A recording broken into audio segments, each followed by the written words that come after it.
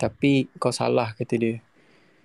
Macam mana kau nak yakinkan orang yang kau rawat sedangkan dia pun tak tahu apa yang ada pada badan dia.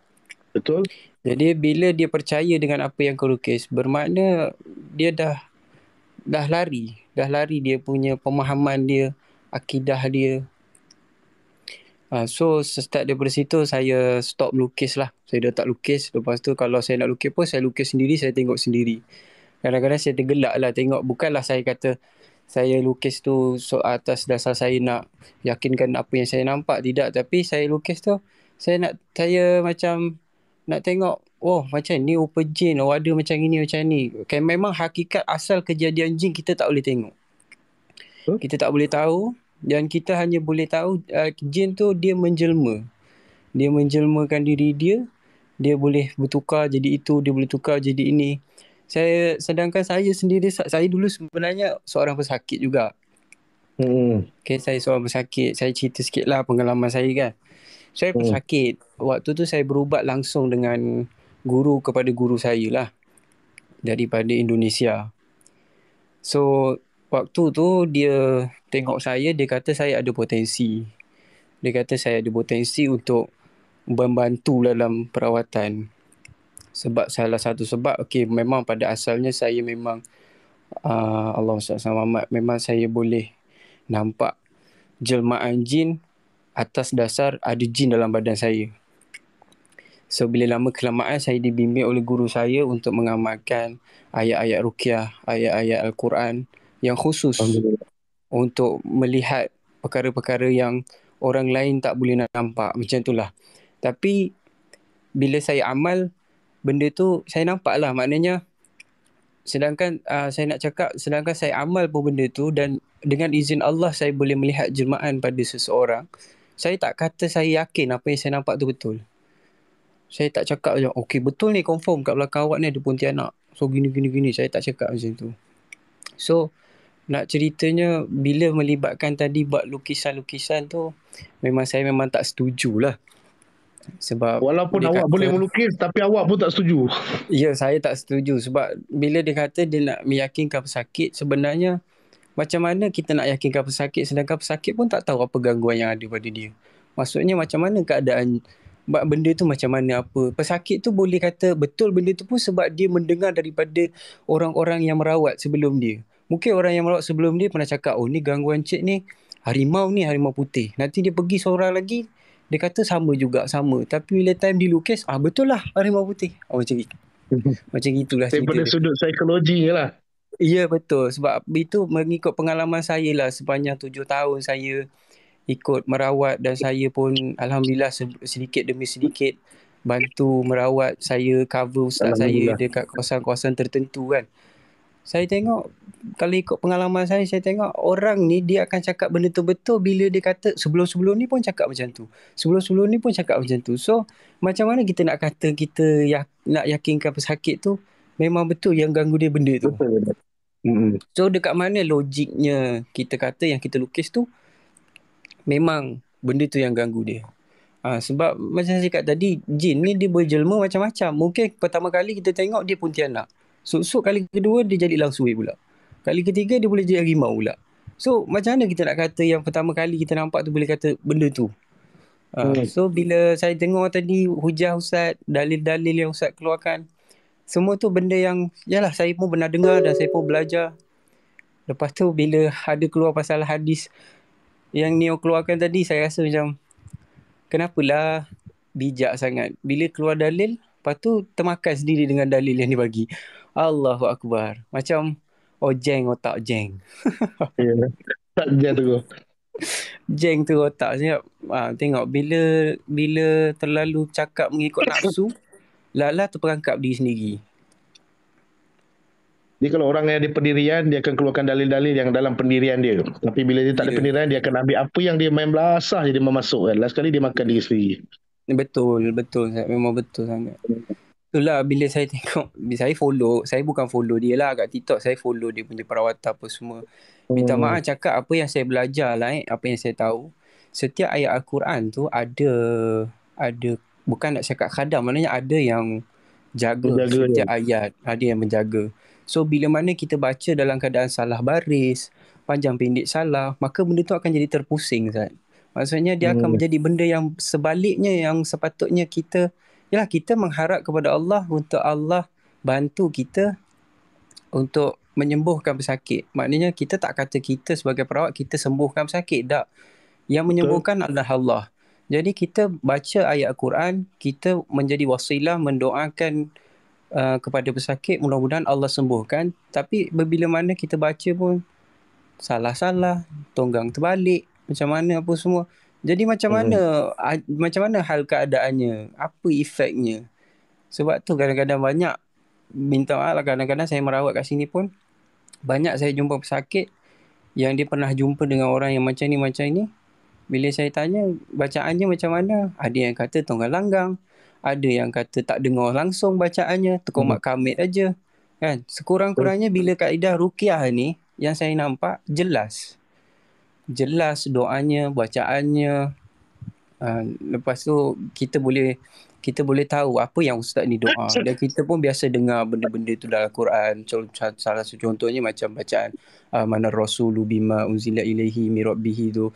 Lepas tu syahidallahu annahu la ilaha illallah. Tu semua benda yang kita dah biasa dengar. So kita tak adalah kata orang menimbulkan keraguan kepada orang yang datang kat kita. Ini kalau setakat terkomak kamit, dengarnya depan-depan aja, asyhadu waktu senyap macam gitu, macam mana macam mana nak cerita macam itu keadaan. Saya pernah berdebat pasal isu dua kalimah syahadah yang perlu dibacakan secara jelas sebab benda itu adalah pegangan utama kita dalam Islam. Ya, Tapi betul. ada yang marah katanya sebab dia kata asyhadu la ilaha illallah wa asyhadu anna Muhammad Rasul tu baca dalam hati. Mana boleh macam tu? Sebab kita takut kamu golongan Syiah, sebab masyarakat tak tahu kalau kami yang belajar-belajar ni ataupun kami tahu benda-benda permainan-permainan macam ni. Okey, benda-benda ni tak boleh dibuat main kan. Kadang-kadang kalau kita bercakap tentang kebenaran, tentang agama, orang cakap dia ni nak jatuhkan kita lah ni. Dia ni nak jatuhkan kita lah ni. Lah nak jatuhkan nak buat apa? Tak ada sebab nak jatuhkan. Macam Neo Betul. sendiri pun saya cakap dengan dia. Saya tak marah dia merawat. Merawat lah pi macam mana hang nak rawat. Tapi ada Ya, benda-benda betul. yang bercanggah dengan agama, benda tu kena tinggalkan lah. Stop lah dulu. Betul. Buatlah Betul. rawatan biasa je. Sebab sekarang ni apa yang jadi pada dia, orang nak tengok dia bukan disebabkan rawatan dia. Orang nak tengok kat dia Betul. sebab apa, dia nak tengok gambaran-gambaran yang tak pasti macam ni kan. Itu yang jadi isu, jadi masalah tu nanti kan. Benda tu jadi masalah. Orang yang tak ada kadam pun tiba-tiba ada Ya. kadam. Orang ni pun Ya. tiba-tiba ini masalah. Bagi gift lebih sikit kadam makin banyak. Kalau bagi gift lebih sikit kadam makin jadi banyak. Itu macam mana Allah? Kadang-kadang pening ya Allah ya Tuhanku ya Ya Rasulullah. Allah. Memang saya Benda tak memang saya tak nafikan ada juga orang yang merawat hanya untuk mencari keuntungan. Kadang-kadang ada yang saya jumpa pesakit bagi tahu dia nak buat kita berulang datang kat dia. Nanti kita pergi kat dia, baik sekejap, seminggu, sakit balik, datang balik. Sekali bila kita kena lagi tengok, sakit balik. Takut bila kita digunakan kadam ni pula. ya, rupanya dia gunakan kadam dia untuk bagi pesakit tu sakit semula, datang balik kat dia, dia ambil sat, lepas tu dia pulang balik gitu. Lagu tu je, pulang balik. So macam, yelah, sekarang saya pun tak heran lah sebab zaman sekarang ni, yelah akhir zaman, lepas tu dengan zaman fitnah, benda-benda ni semua. Lagi satu, kalau memang satu orang perawat tu, kalau dia ada ilmu-ilmu yang tu, macam Ustaz cakap tadi lah, tak semua benda kita boleh cerita dengan orang. Kadang-kadang ada orang tak faham, ada orang dia tak tahu, dia tak belajar benda-benda ni semua kan. So betul lah apa yang Ustaz cakap tadi, saya sependapat lah dengan Ustaz. Tak semua benda kita nak kena cerita dengan orang kan. Sedangkan kita tengok ulama'-ulama' ada karamah mereka pun mereka tak tunjuk kat semua orang. Mereka tak tunjuk kat orang awam yang mereka ada karamah, ada ini Mereka tu diam ini. ke? Hanya orang yang dekat dengan mereka saja yang tahu dan perasan. Itu pun tak bagi tahu. Dia cuma perasan sendiri. Dia tengok, oh guru dia ada gini. Guru dia ada gini. Itu pun dia tak cerita kat orang. Dia diam-diam. Sebab apa? Dia tak nak benda ni jatuh fitnah. Tapi benda yang jadi pada waktu ni sekarang ni yang saya nampak, dia lebih kepada fitnah lah. Lebih kepada fitnah. Lepas tu yang kesiannya orang yang tak belajar bab-bab macam ini percaya bulat-bulat. Terima bulat-bulat. Benda ni yang kita risau sebenarnya. Yang kita risaukan bab akidah lah macam Ustaz cakap tadi. Sikit je Saya pusing. bercakap tadi bab akidah je. Benda ni bahaya. Ya betul. Bila pusing sikit je percaya bulat, habis lah.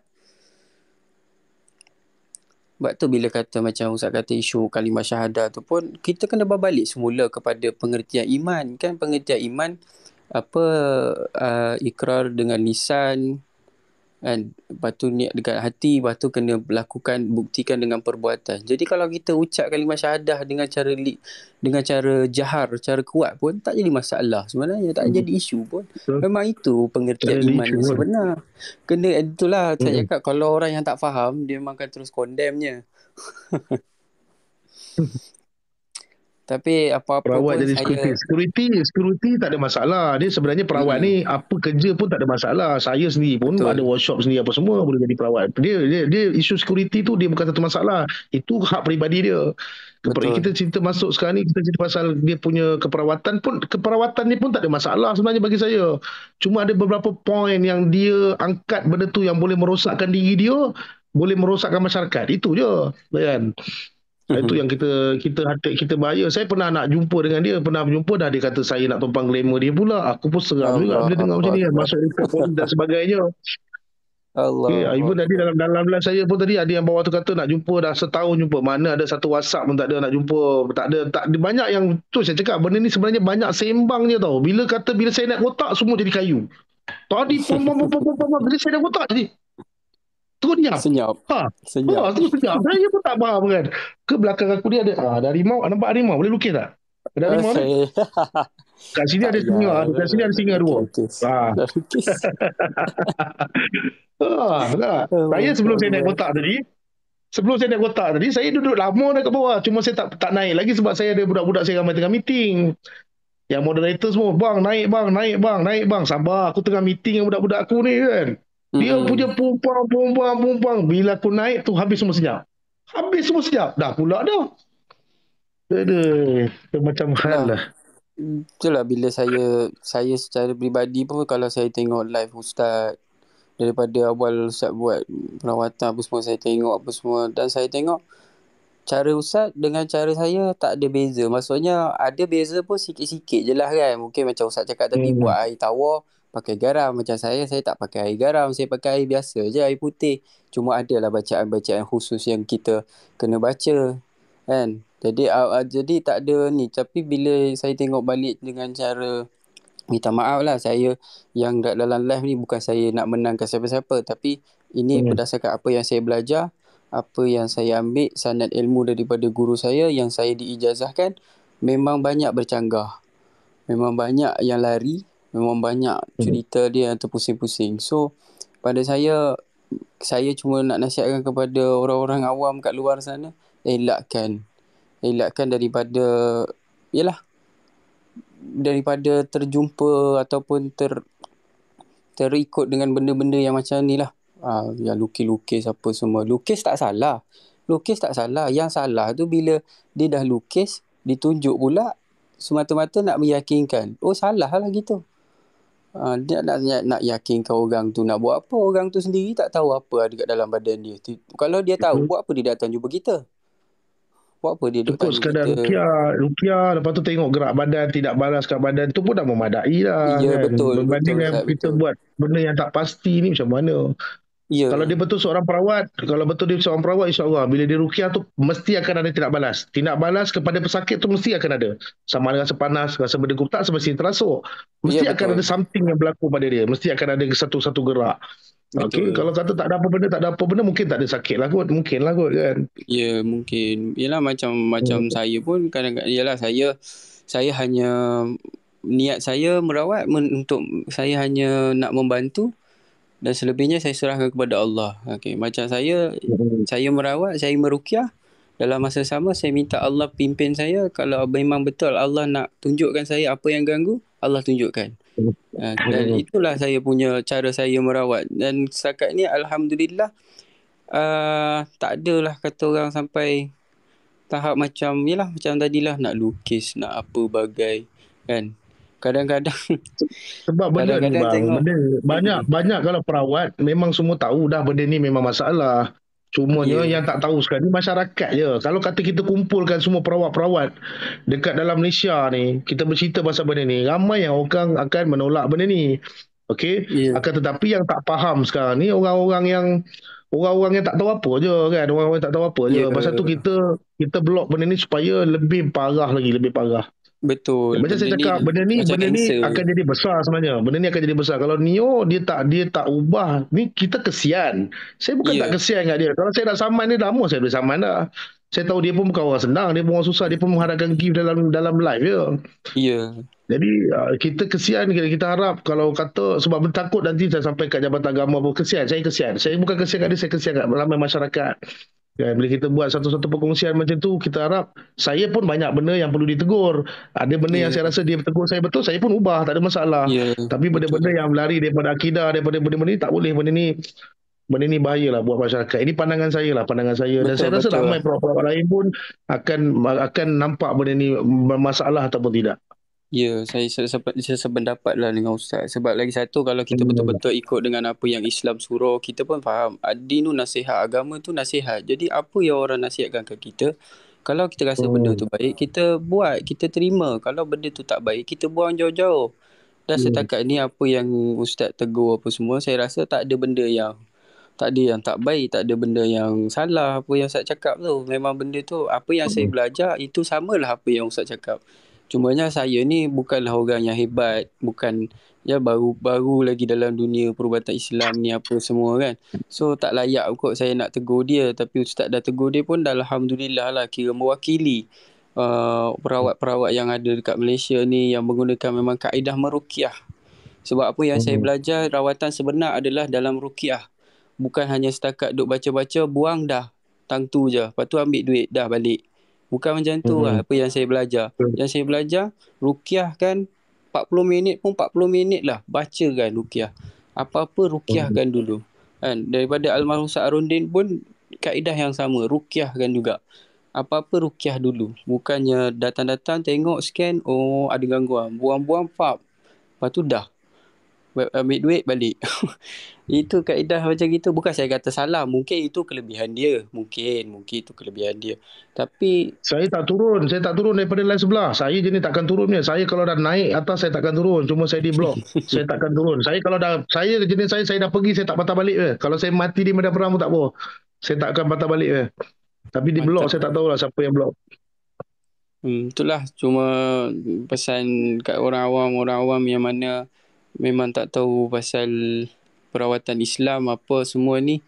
Lebih baik dicari tahu, belajar, sekurang-kurangnya tahu yang basic, tahu yang asas, kaedah-kaedahnya, ataupun tak perlu cakap apa-apa, just diam. Jangan komen. Maksudnya jangan sampai komen tu menjatuhkan mana-mana institusi perubatan dan sebagainya. Sebab bila Hmm. tengok je lah netizen ni kebanyakannya komen, minta maaf cakap lah, kadang-kadang komennya lebih berasaskan, berunsurkan nafsu, bukan berunsurkan ilmu. Bila dah macam gitu, maka jadi jatuh fitnah lah kepada yang lain-lain. Semua sekali terpalit. Gara-gara menggunakan nama Islam, maka semua yang Islam terbabit. Betul. Habis semua Gara-gara benda. gara-gara nilai setitik rosak susu sebelanga. Allahu Akbar. Tak apalah Ustaz, mudah-mudahan Allah pimpin kita, Allah letakkan kita kat jalan yang benar, Allah letakkan kita InsyaAllah. kat jalan yang lurus, dan mudah-mudahan saya doakan Ustaz terus sukses, terus maju jaya dalam perubatan Islam. Kalau ada ilmu-ilmu yang boleh dikongsikan, bolehlah Ustaz kongsi-kongsi. Saya pun belajar-belajar lagi. Saya pun masih lagi Hmm. kata orang baru nak bertatih-tatih gitu. Dan Hmm. kadang-kadang orang pun cakap juga dengan saya. Saya ngubat orang, saya tak cerita kat orang, saya tak official kat orang. Kadang orang marah saya, Hmm. kenapa tak bagi tahu? Sebab prinsip saya cakap macam gini je. Saya cakap, saya doa, ya Allah, kalau aku memang betul perawat, boleh merawat, kalau memang cara aku ni betul, kau temukan orang tu dengan aku. Maknanya, orang tu sendiri akan datang cari kita kalau memang kita tu betul. Dan Alhamdulillah lah setakat ni memang saya buat macam tu, kebanyakannya memang orang yang memang saya tak adalah macam nak official-officialkan ke macam mana. Saya cuma niat macam tu, Alhamdulillah lah. Maknanya apa yang saya buat ni tak salah lah maknanya. Allah bagi petunjuk lah maknanya, yang seperti kita InsyaAllah. buat ni, apa yang Ustaz buat, apa yang saya buat ni betul.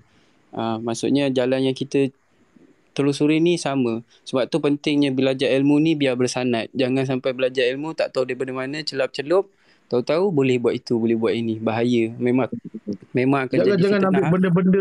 benda-benda yang syok sendiri, yang hadis tak cakap, tiba-tiba kau baca tak mana kitab kau cakap benda Ya. tu ada apa semua, tak boleh, tak boleh. Benda ni bahaya. Sebab kitab-kitab yang ada ni pun dah macam-macam. Even sekarang ni antara ustaz dengan ustaz pun habis semua dah berlagangin. Yang ni cakap macam ni, yang ni cakap macam ni, yang ni cakap macam ni, yang ni kata Wahabi, yang ni kata Habibi. Macam-macam. Pening. Ya, Ya, betul. kan, pening. Sebab tu bila nak bercakap, Allah. biar Allah. gunakan berlandaskan ilmu, jangan berlandaskan nafsu. Bila berlandaskan nafsu, makan diri sendiri nanti. Baliknya Betul. semula pada diri sendiri. Seolah-olah macam letak senapang dekat depan, tapi dia punya tala dia kat muka sendiri. Lepas tu tembak diri sendiri. Habis. Jam. Lepas tu dah tergagak-gagak nak menjawab. Payah macam gitu. Tak apalah Ustaz. Yalah. Saya pun ni saja je nak InsyaAllah. masuk live Ustaz. Sebab tengok kita friend macam dah lama kan. Tapi tak InsyaAllah. pernah nak betul ni. Minta maaf saya tak buka kamera sebab saya tengah baring-baring Tak apa, sekarang tak ni. apa. Tapi Baik-baik, sampai insyaAllah. sambil Mudah-mudahan je awak lah. teruskan dalam membantu masyarakat. InsyaAllah Okey, Ustaz. bantu sama-sama kita dalam apa-apa teguran yang kita tak perasan, kita tak sedar, benda-benda yang boleh merosakkan akidah kita. Sama-sama Betul kita Ustaz. tegur-menegur untuk mendapatkan kebaikan, insyaAllah. Betul Ustaz, sama. Kalau saya ada apa, kalau apa-apa tu Ustaz, saya minta doakanlah saya. InsyaAllah, Doakan saya, mudah-mudahan. mudah-mudahan saya diberi kekuatan nak menempuh. Yalah, cabaran-cabaran ni, tengok Ustaz yang macam ni pun dah hari viewernya Masya Allah Tabarakallah Allahu Akbar. naik mendadak dan sebagainya. Jadi saya rasa saya ni terlalu noob sangat dalam bab ni. Nak komen pun sebenarnya tak berani, tapi bila tengok tadi debat Ustaz dengan tu, saya tertarik pula macam nak masuk kotak. Dan Alhamdulillah Ustaz izinkan saya masuk dalam kotak. Terima kasih banyak. Saya pun rasa Alhamdulillah. terharu bila Ustaz terima saya dalam kotak. Dan tu Awak sajalah daripada mana Ustaz. tadi? Awak daripada mana? Saya daripada Batu Pahat, Johor Ustaz. Batu Pahat, insyaAllah. Mana tahu yang Ah, belah-belah Batu Pahat, kalau nak dapatkan rawatan, insyaAllah boleh follow Ambok Muhammad ni. Di belah Johor. Okey, insyaAllah. mm. Okey Ustaz, terima kasih banyak Okey, Ustaz ya. sama-sama. Baik, baik, baik. Assalamualaikum. Assalamualaikum. Assalamualaikum warahmatullahi.